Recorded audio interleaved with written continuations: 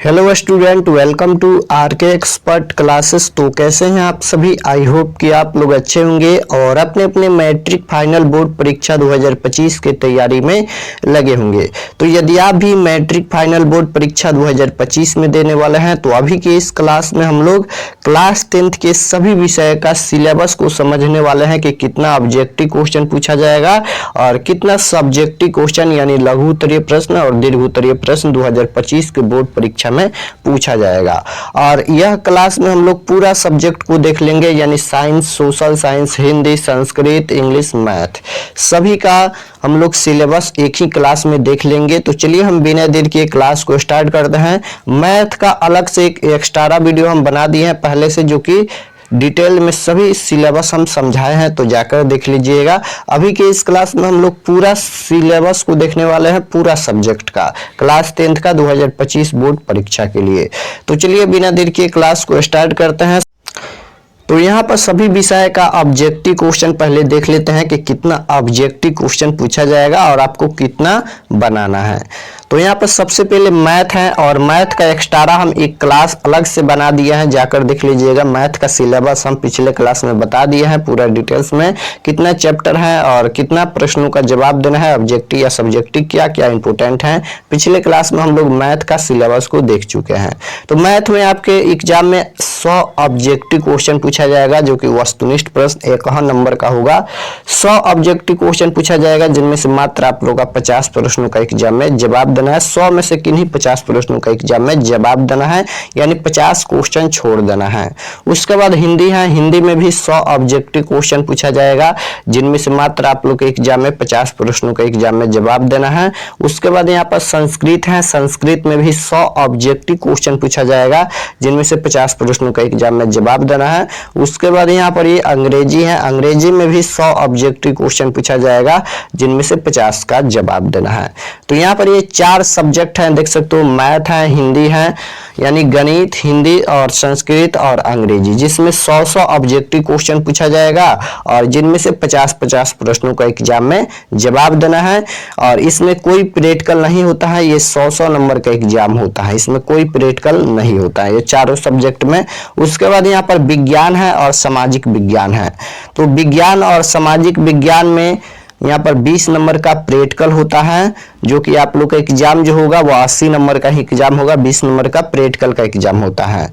इसलिए इसमें विज्ञान में ऑब्जेक्टिव क्वेश्चन की संख्या 80 रहेगा, जिनमें से मात्र 40 प्रश्नों का एग्जाम में जवाब देना है। सामाजिक विज्ञान में भी 80 ऑब्जेक्टिव क्वेश्चन पूछा जाएगा, जिनमें से 40 का जवाब देना है।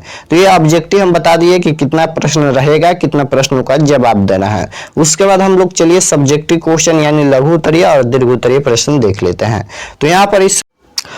तो यहाँ पर सबसे पहले सब्जेक्टिव क्वेश्चन का यहाँ पर इस साइड विषय का नाम है और उसके बाद लघु उत्तरीय प्रश्न है और लघु उत्तरीय प्रश्न बनाना कितना है, उसके बाद दीर्घ उत्तरीय प्रश्न कितना पूछा जाएगा, उसमें से बनाना कितना है।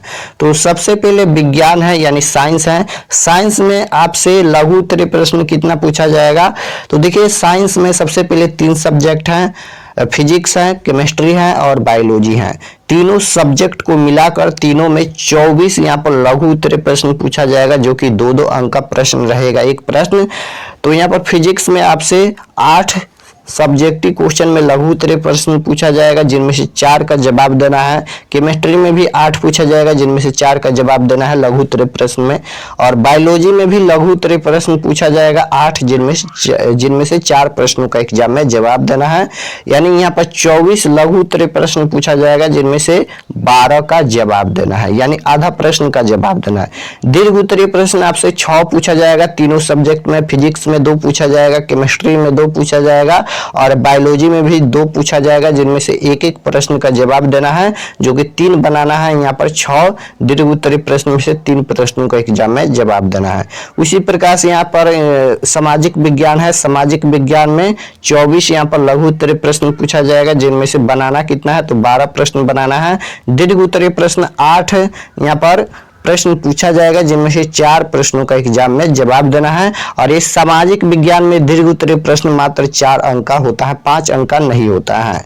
तो यहाँ पर सामाजिक विज्ञान में भी आपसे सबसे पहले हिस्ट्री है, उसके बाद पॉलिटिकल साइंस है, इकोनॉमिक्स है, उसके बाद जियोग्राफी है, उसके बाद यहाँ पर एक आपदा प्रबंधन है। यानी पूरे यहाँ पर 5 सब्जेक्ट हैं, जिनमें से लघु उत्तरीय प्रश्न 24 पूछा जाएगा सभी सब्जेक्ट मिलाकर। उसके बाद बनाना 12 है, उसके बाद दीर्घ उत्तरीय प्रश्न 8 पूछा जाएगा, जिनमें से 4 का जवाब देना है, यानी यहाँ पर आधा प्रश्न छोड़ देना है। उसके बाद यहाँ पर मैथ है, मैथ में 30 लघु उत्तरीय प्रश्न पूछा जाएगा, जिनमें से 15 प्रश्नों को एग्जाम में जवाब देना है। और दीर्घ उत्तरीय प्रश्न 8 पूछा जाएगा, जिनमें से 4 प्रश्नों को एग्जाम में जवाब देना है। हिंदी में लघु उत्तरीय प्रश्न 10 पूछा जाएगा, जिनमें से 5 प्रश्नों का एग्जाम में जवाब देना है। और हिंदी में सबसे पहले गद्यांश पूछा जाता है, पत्र लेखन पूछा जाता है। अगर आप लोग क्लास 9th का एग्जाम 2024 में दिए होंगे तो सभी सब्जेक्ट आप लोग उसी से मिला लीजिएगा, क्योंकि जो भी सब्जेक्ट और जितना क्वेश्चन पूछा गया है क्लास 9th के एग्जाम में, उसी प्रकार क्लास 10th में भी सेम सिलेबस रहने वाला है 2025 के बोर्ड परीक्षा में। तो अगर आपके पास पेपर है क्लास 9th का तो उसे देख लीजिएगा कि कितना प्रश्न पूछा जाता है कौन सा सब्जेक्ट में, और सेम टू सेम उतना ही क्वेश्चन क्लास 10th में 2025 के बोर्ड परीक्षा में पूछा जाएगा। संस्कृत में यहाँ पर लघु उत्तरीय प्रश्न 16 रहेगा, जिनमें से 8 का जवाब देना है। संस्कृत में भी आपसे पत्र लेखन पूछा जाएगा, अनुच्छेद पूछा जाएगा, अनुवाद पूछा जाएगा। तो इस प्रकार से आप लोग क्लास 9th का एग्जाम दिए होंगे तो देख लीजिएगा। उसके बाद अंग्रेजी देख सकते हो, अंग्रेजी में आपसे लघु उत्तरीय प्रश्न 10 पूछा जाएगा, जिनमें से 5 का जवाब देना है। दीर्घ उत्तरीय प्रश्न 6 पूछा जाएगा, जिनमें से 3 प्रश्नों के एग्जाम में जवाब देना है। तो यहाँ पर ये सब्जेक्टिव क्वेश्चन हम बता दिए हैं। और यहाँ पर ये हिंदी का आप लोग चैप्टर देख सकते हो कि कितना चैप्टर पढ़ना है।